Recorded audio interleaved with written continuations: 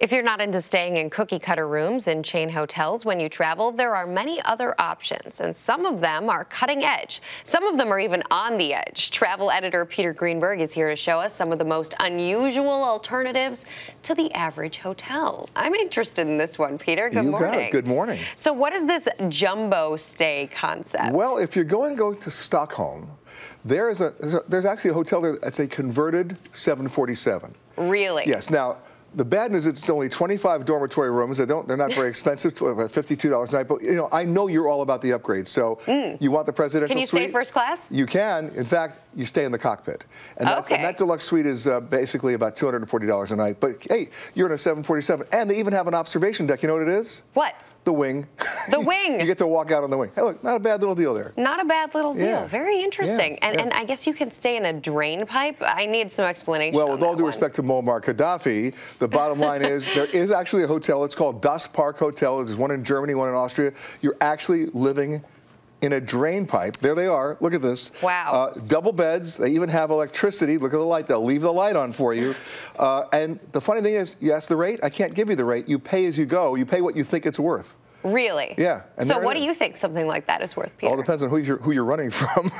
I mean, people actually stay in these things. They do. They're fully booked at times. Of course, it's a great conversation piece. Yep. Yep. It sounds like a building crane. The fact that you can stay in a building crane would also be a great Well, if the drain pipe's not enough for you, you can stay in a building crane in the Netherlands. You literally hoist it up about 200 feet above the ground. That's where you spend the night. They even, there it is. Not for the faint of heart. Not for the faint of heart. And they even have room service. How they get the breakfast up to you, I have no idea.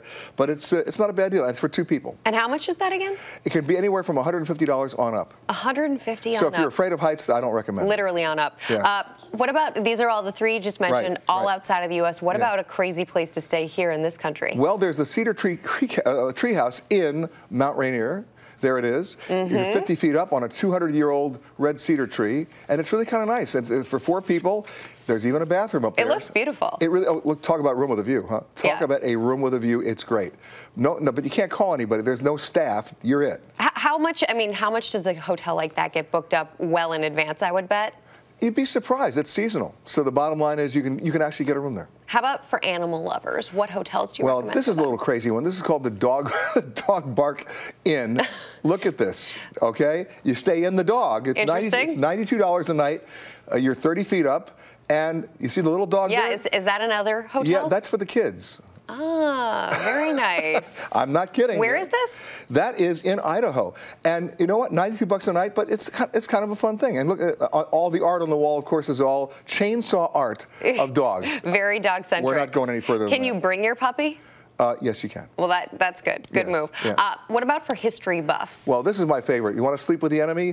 You can do Joseph Stalin's old villa in Russia. No. They're all the former dictator homes, but the one is Villa Feltrinelli in Italy on Lake Garda. Look at that. It's gorgeous. Beautiful. This is where Mussolini spent 2 years of his life, from 43 to 45, towards the end of the war. Wow. And unbelievable stuff, and it's got a number of rooms. This is ultra luxe.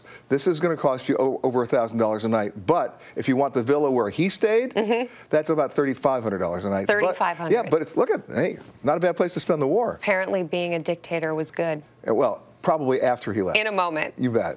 All right, Peter Greenberg, thanks so much. We really appreciate it. Very interesting options here. See you in the crane.